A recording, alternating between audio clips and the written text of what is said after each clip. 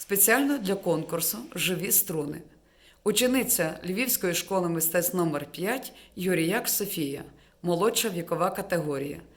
Слова Богдана Гірського, музика Ольги Вільгуцької. «Колесаночка».